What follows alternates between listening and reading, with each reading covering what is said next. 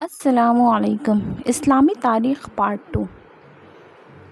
آپ صلی اللہ علیہ وسلم کے انتقال کے بعد مسلمانوں نے آپس میں مشورے کر کے حضرت ابوبکر رضی اللہ تعالیٰ عنہ کو اسلامی حکومت کا کام سونپا اور آپ کو خلیفہ بنا لیا، یعنی نبی صلی اللہ علیہ وسلم کی جگہ کام کرنے والا۔ ابوبکر اسلامی حکومت کے پہلے خلیفہ ہیں اور آپ کی حکومت خلافت کہلاتی ہے، یعنی ایسی حکومت جو اللہ اور اس کے رسول کے حکم کے مطابق ہو۔ حضرت ابوبکر رضی اللہ تعالیٰ عنہ کو اسلامی تاریخ میں بہت اونچا مقام دیا گیا ہے۔ وہ تھے بھی سارے صحابہ میں بہت اچھے اور بہت لائق اور سمجھدار۔ حضرت ابوبکر رضی اللہ تعالیٰ عنہ نبی کے بڑے گہرے دوست تھے، سب سے پہلے ایمان لانے والوں میں سے تھے۔ انہوں نے بڑی سے بڑی مصیبت میں نبی صلی اللہ علیہ وسلم کا ساتھ دیا تھا اور اپنی ساری دولت اسلام کی راہ میں خرچ کر ڈالی تھی۔ جب عرب میں نبی صلی اللہ علیہ وسلم کے انتقال کی خبر پھیلی تو کچھ لوگوں نے بغاوت کر دی۔ بہت سے وہ لوگ جو مسلمان تو ہو چکے تھے لیکن ان کا ایمان کچا تھا، انہوں نے زکوٰۃ دینا بند کر دیا۔ 2-3 آدمی ایسے تھے جنہوں نے اپنے کو نبی ہونے کا اعلان کر دیا اور ان کی قوم والوں نے ان کا ساتھ دیا۔ ان میں سب سے زیادہ مشہور مسلمہ ہے جو یمامہ کا رہنے والا تھا۔ چونکہ نبی صلی اللہ علیہ وسلم اللہ کے آخری نبی تھے، آپ کے بعد کوئی نبی نہیں آنے والا تھا، اس لیے مسلمہ کذاب مشہور ہوا۔ کذاب کے معنی ہے بہت بڑا جھوٹا۔ زکوٰۃ نہ دینے والوں اور جھوٹے نبیوں نے سارے عرب میں بہت بد انتظامی پھیلا دی۔ اس موقع پر حضرت ابوبکر رضی اللہ تعالیٰ عنہ نے سوجھ بوجھ سے کام لیا۔ آپ نے باغیوں کے مقابلے کے لیے فوجیں بھیجی، خود بھی باغیوں سے لڑنے کے لیے نکلے۔ جگہ جگہ بڑی گھمسان لڑائیاں ہوئیں۔ اللہ نے ہر جگہ مسلمانوں کو کامیاب کیا، باغی ہار گئے۔ ان لڑائیوں میں پیارے نبی صلی اللہ علیہ وسلم کے پیارے ساتھی اور صحابی حضرت خالد رضی اللہ تعالیٰ عنہ نے بڑا نام پایا۔ حضرت خالد رضی اللہ عنہ ہی نے مسلمہ کو گھمسان لڑائی میں ہرایا اور مسلمہ مارا گیا۔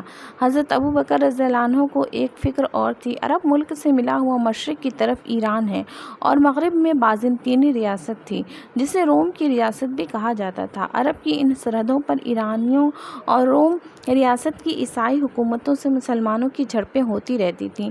نبی صلی اللہ علیہ وسلم کے زمانے میں روم ریاست سے ایک گھمسان لڑائی بھی ہو چکی تھی۔ نبی صلی اللہ علیہ وسلم نے ایران کے بادشاہ کو خط لکھا تھا کہ اسلام قبول کر لے۔ اسی طرح کا خط آپ نے عیسائی بادشاہ کو بھی لکھا تھا۔ ایران کا بادشاہ کسریٰ کہلاتا اور عیسائی بادشاہ کو قیصر کہا جاتا تھا۔ ایران کے بادشاہ نے حضور کے خط کو پھاڑ ڈالا تھا۔ نبی صلی اللہ علیہ وسلم نے یہ سنا تو فرمایا کہ اس طرح ایران کی حکومت بھی ٹکڑے ٹکڑے ہو جائے گی۔ اب دیکھیے کہ ایرانی حکومت کس طرح ٹکڑے ٹکڑے ہو گئی ہے۔ ایران اور روم دونوں سرحدوں کے مسلمانوں نے خلیفہ سے مدد مانگی۔ حضرت ابوبکر نے دونوں بڑی حکومتوں سے جنگ شروع کر دی۔ ان لڑائیوں میں خلیفہ نے تاکید کر دی کہ ملک جیتنے کے لیے نہیں لڑا جائے گا بلکہ اس لیے لڑا جائے کہ اسلام کے پھیلنے میں آزادی رہے، لوگ اسلام کو سمجھیں اور اس پر عمل کر کے برائیوں سے بچیں اور اچھے کام کریں۔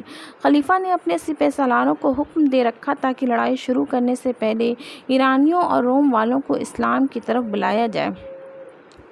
دونوں سرحدوں پر لڑائی ہو رہی تھی کہ حضرت ابوبکر رضی اللہ تعالیٰ عنہ کا انتقال ہو گیا۔ حضرت ابوبکر رضی اللہ تعالیٰ عنہ 2.5 سال تک خلیفہ رہے۔ حضرت ابوبکر مسلمانوں کے سردار اور خلیفہ تھے لیکن ان کی زندگی بڑی سادہ تھی۔ پہلے تو وہ اپنا خرچ تجارت کر کے پورا کرتے تھے، پھر مسلمانوں کے مشورے سے بیت المال سے خاص رقم مقرر کر دی گئی۔ آپ خلیفہ ہوتے ہوئے بھی ڈھونڈ ڈھونڈ کر غریبوں کا کام اپنے ہاتھ سے کر دیا کرتے تھے۔ آخر وقت تک ایک اپاہج بڑھیا کا کام کرتے رہے، ایک یتیم بچی کے گھر جا کر اس کی بکریوں کا دودھ دہا کرتے تھے۔ ابوبکر نے ایک کام اور کیا، ابھی تک قرآن پاک کتابی شکل میں نہیں تھا، ہاں ہزاروں آدمیوں کو یاد تھا۔ حضرت ابوبکر رضی اللہ تعالیٰ عنہ نے پورا قرآن لکھوایا اور اس کے بعد اسی قرآن کی نقل کی گئی۔ حضرت عمر فاروق رضی اللہ تعالیٰ عنہ، حضرت ابوبکر نے اپنے انتقال سے پہلے مسلمانوں کے مشورے سے حضرت عمر فاروق رضی اللہ تعالیٰ عنہ کو خلیفہ چن لیا تھا۔ حضرت عمر 13 ہجری سے 24 ہجری تک خلیفہ رہے۔ حضرت عمر رضی اللہ عنہ نبی کے بڑے صحابہ میں سے تھے۔ مسلمان ہونے سے پہلے وہ اسلام کے سب سے بڑے دشمنوں میں سے تھے۔ ایک دن وہ حضور کو قتل کرنے چلے تو راستے میں سنا کہ ان کی بہن اور بہنوئی مسلمان ہو چکے ہیں، تو یہ سن کر انہیں اور بھی غصہ آیا۔ سوچا لاؤ پہلے بہن اور بہنوئی کو ہی قتل کر دیں، پھر آگے بڑھیں۔ بہن کے گھر پہنچے، انہیں مار مار کر لہو لہان کر دیا۔ پھر جب ان دونوں نے قرآن کی آیتیں سنائیں اور سمجھایا تو حضرت عمر مسلمان ہو گئے۔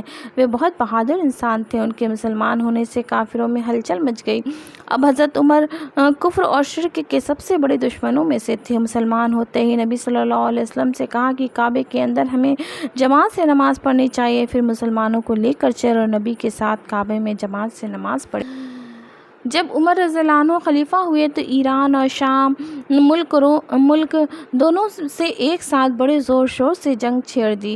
حضرت عمر نے ایران کی طرف ایک بڑے صحابی حضرت سعد بن ابی وقاص کو 30,000 کی فوج لے کر بھیجا اور حضرت خالد بن ولید کو شام کی طرف سپہ سالار بنا کر بھیجا اور ان کے ساتھ 40,000 سپاہی بھیجے۔ حضرت سعد رضی اللہ تعالیٰ عنہ نے قادسیہ کے مقام پر ایرانیوں کی بھاری فوج کو اور حضرت خالد نے یرموک کے میدان میں 1,00,000 سے زیادہ عیسائی فوج کو اس بری طرح ہرایا کہ ایران اور روم ریاستوں کی طاقت ٹکڑے ٹکڑے ہو گئی، پھر وہ میدان میں جم نہ سکے۔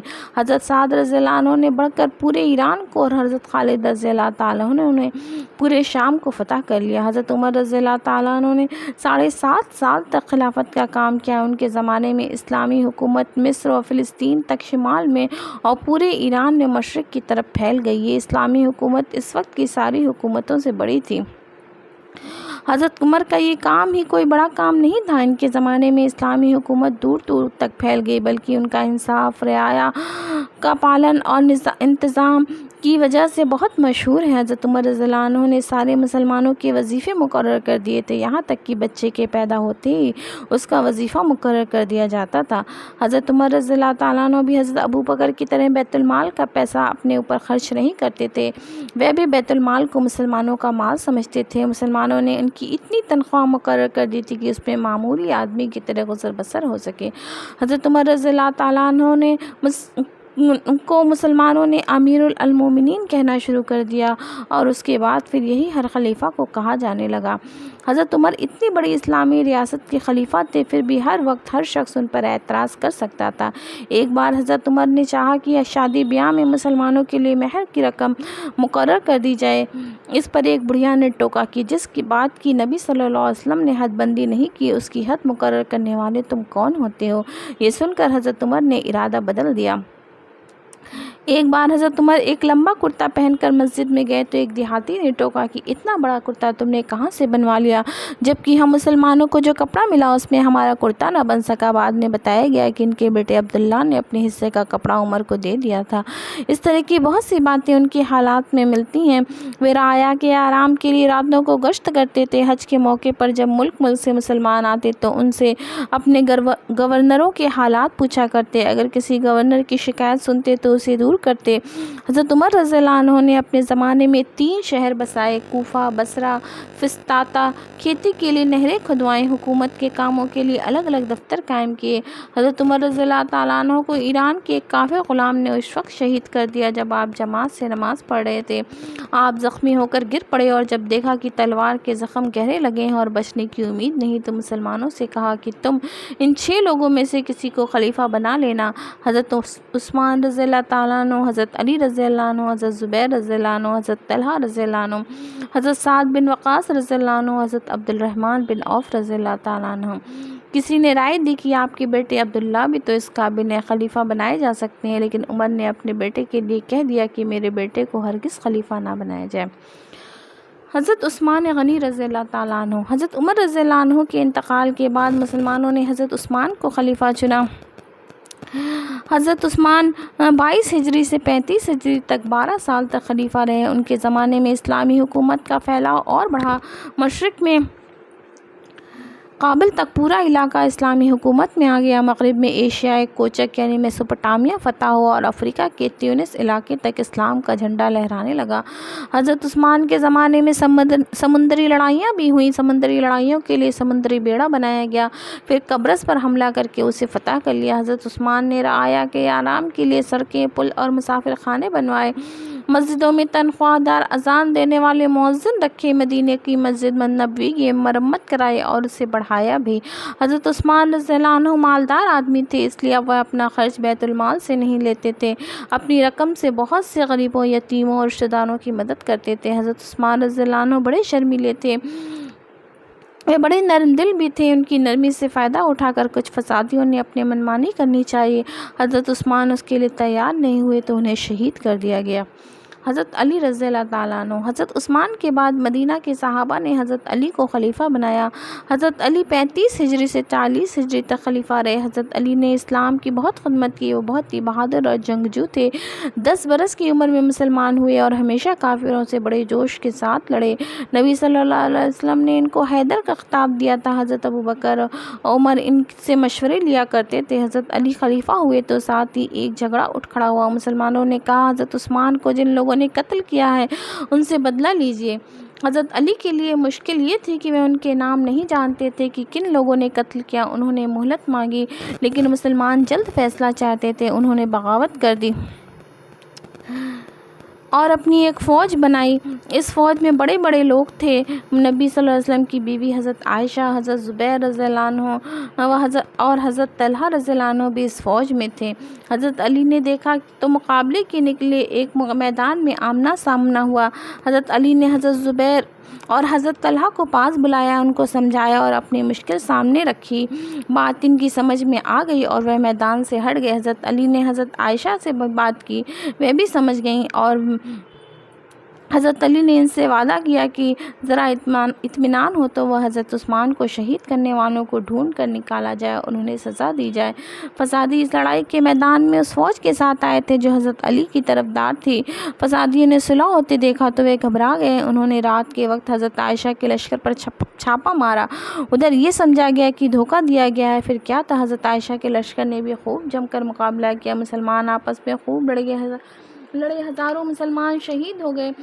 آخر میں میدان حضرت علی رضی اللہ عنہ کے ہاتھ رہا۔ حضرت عائشہ کو انہوں نے مدینہ بھیج دیا۔ یہ لڑائی جنگ جمل کے نام سے مشہور ہے۔ حضرت عائشہ اور ان کے ساتھیوں سے تو حضرت علی نے کسی طرح نپٹ لیا، لیکن اس وقت شام کے گورنر امیر معاویہ تھے، ان کو حضرت علی نے ان کی جگہ سے ہٹا دینا چاہا تو انہوں نے حکم ماننے سے انکار کر دیا اور کہا جب تک عثمان کو قتل کرنے والوں سے بدلہ نہ لیا جائے گا اس وقت تک میں حضرت علی کو خلیفہ نہیں مانوں گا۔ یہ کہہ کر وہ لڑنے کے لیے تیاری کرنے لگے۔ ادھر سے حضرت علی فوج لے کر چلے۔ صفین کے مقام پر دونوں فوجیوں کے درمیان جھڑپ ہوئی، زبردست لڑائی ہوئی، دونوں طرف کے 90,000 مسلمان مرے۔ اتنے مسلمانوں کی موت ہو جانے پر بھی ہار جیت نہ ہو سکی۔ آخر کچھ لوگوں نے بیچ میں پڑ کر صلح کرا دی۔ اس صلح کے کچھ دن بعد حضرت علی کو اس وقت شہید کر دیا گیا جبکہ آپ نماز پڑھنے مسجد جا رہے تھے۔ حضرت علی بھی حضرت عمر کی طرح سادہ زندگی بسر کرتے تھے، انصاف کرتے وقت کسی کی رعایت نہیں کرتے تھے۔ ایک بار ایک یہودی نے آپ کی زرہ چرا لی، آپ نے قاضی کے ہاں دعویٰ کیا، قاضی نے حضرت علی سے ثبوت مانگا، حضرت علی نے بیٹے کو گواہی میں پیش کیا، قاضی نے بیٹے کی گواہی رد کر دی، حضرت علی مقدمہ ہار گئے۔ عدالت کا یہ انصاف دیکھ کر وہ یہودی مسلمان ہو گیا، پھر اس نے زرہ دینی چاہی لیکن حضرت علی نے نہیں لی۔ حضرت علی کے بعد کوفہ کے مسلمانوں نے حضرت علی کے بڑے بیٹے حضرت حسن کو خلیفہ بنا لیا۔ حضرت حسن حضرت معاویہ کے حق میں خلافت سے دستبردار ہو گئے، مسلمان آپس میں لڑنے سے بچ گئے۔ حضرت علی رضی اللہ عنہ کے زمانے میں مسلمان آپس ہی میں لڑتے رہے، اس لیے کوئی نیا ملک فتح نہیں ہو سکا۔ حضرت ابوبکر سے لے کر حضرت علی تک کا زمانہ خلافت راشدہ کہلاتا ہے، یعنی وہ خلافت جو ہر بات میں اللہ اور اللہ کے رسول کے حکموں کے مطابق ہو۔ حضرت علی کے بعد یہ بات نہ رہی، بعد والوں نے اپنے کو کہا تو خلیفہ ہی، لیکن انہوں نے بادشاہوں کی طرح من مانا راج کیا۔ نبی صلی اللہ علیہ وسلم نے زندگی میں اسلامی حکومت قائم کر کے اللہ کے حکم کے مطابق اسے چلا کر دکھا دیا تھا۔ آپ نے اسلامی حکومت کو چلانے کے لیے بڑے اچھے لوگوں کو تیار بھی کر دیا تھا۔ خلافت راشدہ کی خاص باتیں۔ خلافت راشدہ میں خلیفہ کا چناؤ 3 طریقے سے ہوتا ہے۔ رہا۔ پہلا طریقہ یہ ہے کہ مسلمان اپنی مرضی سے جسے چاہیں خلیفہ بنائیں۔ سب سے پہلے مسلمانوں نے اپنے میں سے سب سے اچھے اور سمجھدار آدمی کو خلیفہ بنایا۔ اس طرح حضرت ابوبکر سب سے پہلے خلیفہ تھے۔ دوسرا طریقہ یہ کہ خلیفہ خود اپنی زندگی میں اپنے بعد کسی خلیفہ کو نامزد کر دے، لیکن ایسا شخص اس کے خاندان کا نہ ہو۔ حضرت ابوبکر رضی اللہ تعالیٰ عنہ نے تمام صحابہ سے مشورہ کر کے حضرت عمر کو خلیفہ نامزد کر دیا۔ حضرت عمر رضی اللہ تعالیٰ عنہ دوسرے خلیفہ ہوئے۔ تیسرا طریقہ یہ کہ خلیفہ اپنے بعد خلیفہ کے چناؤ کے لیے ایک ایسی کمیٹی بنا دے جو خلیفہ چن لے، لیکن اس کمیٹی میں خلیفہ کے خاندان کا کوئی آدمی نہ ہو، اور خلیفہ اپنے خاندان کے کسی آدمی کو خلیفہ بنانے سے منع کر دے۔ حضرت عمر رضی اللہ عنہ نے اپنی زندگی میں ایک ایسی کمیٹی بنا دی تھی جس میں 6 بڑے سمجھدار اور اللہ سے ڈرنے والے بزرگ تھے، اور ان 6 کا سارے مسلمانوں پر اثر تھا۔ اس کمیٹی نے حضرت عثمان کو خلیفہ چنا۔ حضرت عثمان نے اپنی زندگی میں کسی کو خلیفہ ہونے کے لیے نامزد نہیں کیا، مسلمانوں کی مرضی پر چھوڑ دیا کہ جسے چاہے خلیفہ بنائے۔ حضرت عثمان کے بعد مسلمانوں نے حضرت علی کو چنا، اور حضرت علی رضی اللہ تعالیٰ عنہ نے بھی اپنے بعد خلیفہ بنانے کے لیے ایک کام مسلمانوں کی مرضی پر چھوڑا۔ پہلی خاص بات یہ تھی جو خلافت راشدہ میں پائی جاتی تھی۔ اس کا منشا یہ تھا کہ اسلامی حکومت کسی کی اپنی جاگیر یا جائیداد نہیں ہے، اس کے بعد اس کا بیٹا یا باپ یا بھائی اس پر قبضہ کرے۔ خلیفہ کو سمجھدار لوگوں کی صلاح اور اس کی مشورے سے کام کرنا۔ حضرت ابوبکر کا طریقہ یہ تھا کہ جب ان کے پاس کوئی معاملہ آتا تو پہلے یہ دیکھتے تھے کہ اس معاملے میں قرآن مجید میں کیا حکم ہے۔ اگر قرآن میں حکم مل جاتا تو اس کے مطابق فیصلہ کرتے، اگر قرآن میں اس معاملے کے بارے میں کوئی حکم نہیں ملتا تو معلوم کرنے کی کوشش کرتے نبی صلی اللہ علیہ وسلم نے ایسے معاملے میں کیا فیصلہ کیا ہے۔ اگر نبی صلی اللہ علیہ وسلم کی سنت میں بھی کوئی فیصلہ نہیں مل پاتا تو اللہ سے ڈرنے والے اور سمجھدار لوگوں کو اکٹھا کرتے اور ان سے مشورہ کرتے، پھر جو سب کے مشورے سے رائے بنتی اس کے مطابق فیصلہ کرتے تو یہی فیصلہ دوسرے خلیفاؤں کا تھا۔ بیت المال اسلامی خزانہ خدا کی امانت سمجھا جاتا تھا۔ اس میں خدا کے قانون کے مطابق حلال مال آتا اور وہ خدا کے حکم کے مطابق حلال طریقے سے خرچ ہوتا تھا۔ بادشاہوں کی طرح اس پر خلیفہ کا قبضہ نہیں ہوتا تھا۔ خلیفہ اتنی تنخواہ لیتا تھا جس میں وہ عام انسانوں کی طرح گزارا کر سکے۔ حضرت ابوبکر، حضرت عمر، حضرت علی تینوں بہت کم تنخواہ لیتے تھے۔ حضرت عثمان مالدار تھے، وہ کچھ نہ لیتے تھے۔ کوئی سگے سے سگا آدمی خلیفہ سے غلط طریقوں سے نہیں لے سکتا تھا، یہاں تک کہ ان کی بیٹی اور بیٹے بھی نہ لے سکتے تھے۔ اگر مانگتے تو وہ صاف انکار کر دیتے تھے۔ مسلمانوں کو حق دیا گیا کہ وہ خلیفہ کی زندگی پر کڑی نظر رکھیں۔ اگر خلیفہ قرآن اور سنت سے ہٹ کر حکم دے یا فیصلہ کرے تو اسے ہٹا دیا جائے۔ ہر خلیفہ نے یہی اعلان کیا، جب تک میں اللہ اور اس کے رسول کے حکم پر چلوں تبھی تک میرا حکم مانو، میں خدا اور اس کے رسول کی نافرمانی کروں تو میرا حکم ماننا تم پر واجب نہیں ہے۔ خدا کا قانون خلیفوں اور تمام لوگوں کے لیے ایک جیسا تھا۔ قاضیوں کی عدالت میں پہنچ کر خلیفہ اور عام آدمی برابر کھڑے کیے جاتے تھے۔ ایک بار ایک قاضی کی عدالت میں حضرت علی مد اعلیٰ بن کر گئے۔ قاضی نے نام علی کے بدلے ان کو ابو الحسن یعنی حسن کا باپ کہہ کر پکارا تو خود علی نے خفا ہو کر کہا کہ یہ بھی ناانصافی ہے۔ خلیفہ اپنے گھر والوں کو حاکم بنانے سے بچاتا تھا، وہ ڈرتا تھا کہ لوگ اس کے حاکم کے ساتھ دوسری قسم کی رعایت نہ کرنے لگے۔ حضرت عمر نے اپنے خاندان کے ایک قابل آدمی کو تحصیلدار بنا دیا لیکن پھر ہٹا دیا۔ جن 6 آدمیوں کو اپنے بعد خلیفہ بنانے کے لیے نامزد کیا ان کو نصیحت کی کہ جو تم میں سے خلیفہ ہو وہ اپنے گھر والوں کو دوسرے کی گردنوں پر نہ بٹھائے۔ خلافت راشدہ میں عام اجازت تھی کہ ہر شخص آزادی کے ساتھ حکومت پر اعتراض کر سکتا تھا۔ لوگ پوری آزادی کے ساتھ خلیفہ کو رائے دیتے تھے۔ فیصلے کے لیے دلیل ضروری سمجھی جاتی تھی۔ کوئی فیصلہ لادا نہیں جاتا تھا، نہ دباؤ کے ذریعے منوایا جاتا تھا۔ زبردستی کسی کا منہ بند نہیں کیا جاتا تھا۔ اسلامی حکومت پر سخت کڑی نکتہ چینی کی جاتی تھی مگر کچھ برا نہیں مانا جاتا تھا۔ جب تک کوئی قانون نہیں توڑتا اس سے پوچھ گچھ نہیں ہوتی تھی۔ یہ تھی خلافت راشدہ کی خاص باتیں۔